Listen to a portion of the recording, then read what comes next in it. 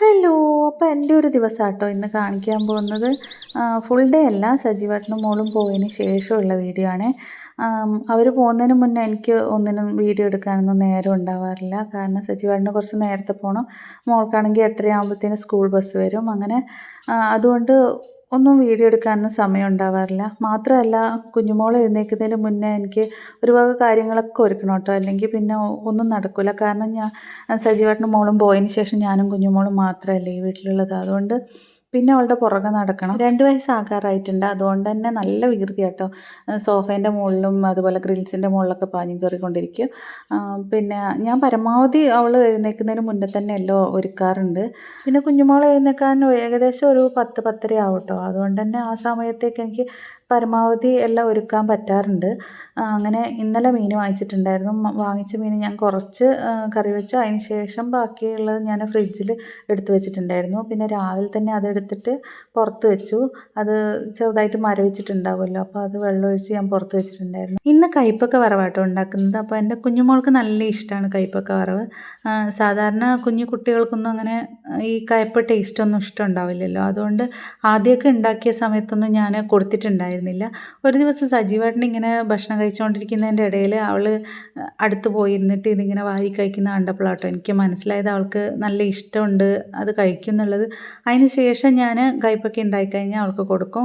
അപ്പം നന്നായിട്ട് ഭക്ഷണം കഴിക്കും കേട്ടോ കയ്പ്പക്ക വറവ്. അതുപോലെ തന്നെ ഈ കയ്പ്പക്ക കൊണ്ടാട്ടം അവൾക്ക് നല്ല ഇഷ്ടമാണ്.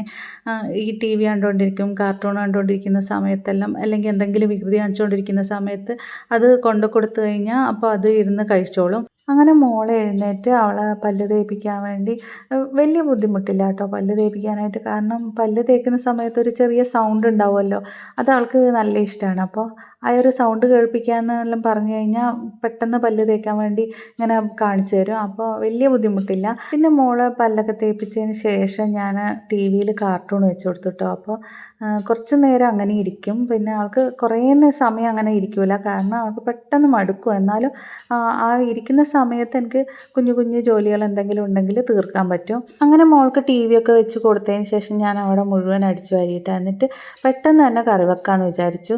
പിന്നെ ഇന്ന് ഞാൻ തേങ്ങ അരച്ചിട്ടല്ല കേട്ടോ വെക്കുന്നത്. അപ്പം മീൻ മുളകിട്ടിട്ട് വെക്കാമെന്ന് വിചാരിച്ചു. ഞാനിങ്ങനെ കേട്ടോ മീൻ പുളിയിട്ട് വെക്കുമ്പം ചെയ്യാറുള്ളത്. ആദ്യം തക്കാളിയും ഉള്ളിയും കൂടെ മിക്സിയിലിട്ടിട്ട് അരച്ചെടുക്കും. അതിന് ശേഷം ഇഞ്ചി, വെളുത്തുള്ളി, അതുപോലെ കറിവേപ്പില, പച്ചമുളക് ഇതെല്ലാം ആദ്യം തന്നെ അരിഞ്ഞ് വെച്ചതിന് ശേഷം പിന്നെ അതിൽ ചേർക്കുകയാണ് ഞാൻ ചെയ്യാറുള്ളത്.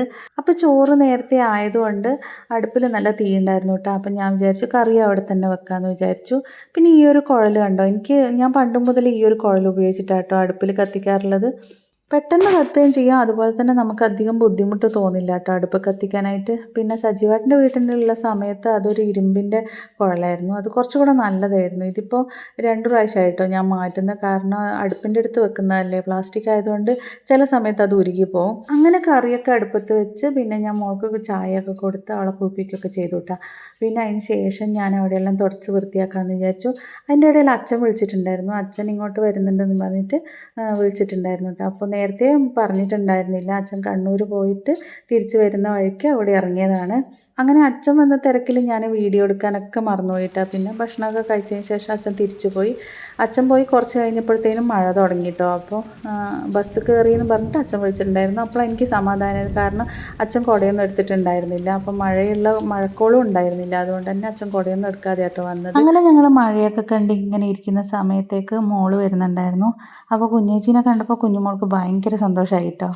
അങ്ങനെ അവൾ വന്ന് ചോറൊക്കെ കഴിച്ച് പിന്നെ വന്നപ്പോൾ തന്നെ ചോറാട്ടോ കഴിക്കുക. ചോറ് കഴിച്ചതിന് ശേഷം കുറച്ച് കഴിഞ്ഞപ്പോൾ കുളിക്കണം എന്ന് പറഞ്ഞു. അങ്ങനെ കുളിക്കാൻ വേണ്ടി താളി ഉണ്ടാക്കണം എന്ന് പറഞ്ഞിട്ട് താളി പറിക്കാൻ വേണ്ടിയിട്ട് പോയിട്ടാട്ടുള്ളത്. അപ്പോൾ നമുക്ക് ശരിക്കും പറഞ്ഞാൽ ഇവിടെ ചുവന്ന ചെമ്പരത്തി ഇല്ല കേട്ടോ, ഇതുപോലുള്ള കളറുള്ള ചെമ്പരത്തിയാണുള്ളത്. പിന്നെ അപ്പോൾ ഞാൻ അവളുടെ അടുത്ത് പറഞ്ഞു ഈ ചെമ്പരത്തി ഉപയോഗിക്കില്ല, ചുവന്ന ചെമ്പരത്തിയാണെന്ന് പറഞ്ഞപ്പോൾ അവൾ നമ്മുടെ വീടിൻ്റെ പുറകിലായിട്ട് ചെറിയൊരു മുളം കാടുണ്ട് കേട്ടോ. കാട് അങ്ങനെ പറയാൻ പറ്റില്ല, എന്നാലും ചെറുതായിട്ട് മുളയുടെ കുറച്ച് കൂട്ടമുണ്ട്. അതിൻ്റെ തൊട്ടപ്പുറത്ത് കുറച്ച് ചെമ്പരത്തി ഉണ്ട്. അപ്പോൾ അവിടെ ചെന്നിട്ട് ചെമ്പരത്തി പറിക്കാമെന്ന് പറഞ്ഞിട്ട് നേരെ അങ്ങോട്ടേക്ക് പോയിട്ടാ. പക്ഷേ അവിടെ ഉണ്ടായിരുന്നില്ല, ആകെ ഒരു ചെമ്പരത്തി മാത്രമേ ചുവന്നത് ഉണ്ടായിരുന്നുള്ളൂ. സാധാരണ ഇവിടെ കുറേ ഉണ്ടാവാറുള്ളതാണ്, പക്ഷേ എന്തോ എൻ്റെ ശ്രദ്ധയിൽ അങ്ങനെ പോയിട്ടുണ്ടായിരുന്നില്ല. അപ്പോൾ ഞാൻ വിചാരിച്ചു അവിടെ ഉണ്ടെന്ന് വിചാരിച്ചിട്ടോ അങ്ങോട്ടേക്ക് പോയത്. പിന്നെ കുറച്ച് ചെക്കി പറിക്കാൻ വേണ്ടിയിട്ട് അവൾ പറഞ്ഞ് ചെക്കി വേണമെന്നും പറഞ്ഞിട്ട് ചെക്കി പറിക്കാൻ വേണ്ടിയിട്ട് ഇങ്ങനെ അതിൻ്റെ പൊക്കത്ത് കയറിയിട്ടുണ്ട്. കുറച്ച് ചെക്കി അവിടെ നിന്നും കിട്ടി. അതിന് ശേഷം നമ്മൾ തിരിച്ച് അവിടെ നിന്ന് ഇറങ്ങി. പോരാൻ നേരത്ത് അവിടെ കുറച്ച് കാന്താരി ഉണ്ടായിരുന്നു കേട്ടോ. അപ്പോൾ കുഞ്ഞുമോൾ പോയിട്ട് ആ കാന്താരി ഇങ്ങനെ പറിക്കുകയായിരുന്നു. അപ്പോൾ ഞാൻ അവളുടെ കയ്യിൽ നിന്ന് അതിങ്ങ് വാങ്ങിയിട്ട് ബാക്കിയുള്ളത് മുഴുവൻ ഞാൻ പറിച്ചെടുത്തു കേട്ടോ. അങ്ങനെ താളിയൊക്കെ ഉണ്ടാക്കി കുളിയൊക്കെ കഴിഞ്ഞ് പിന്നെ സന്ധ്യയായപ്പോൾ വിളക്കൊക്കെ കത്തിച്ച് അപ്പോഴത്തേന് സജീവേട്ടൻ വന്നു. പിന്നെ 2 ദിവസം കഴിഞ്ഞ് അവൾക്ക് പരീക്ഷ കേട്ടോ. അപ്പോൾ അതിന് പഠിക്കാൻ വേണ്ടി ഇരിക്കുകയാണ്. അപ്പോൾ ഇതൊക്കെ കേട്ടോ എൻ്റെ ഇന്നത്തെ ഒരു ദിവസം എന്ന് പറഞ്ഞു കഴിഞ്ഞാൽ. അപ്പോൾ അടുത്ത വീഡിയോ ആയിട്ട് കാണുന്നവരെ ടാറ്റാ.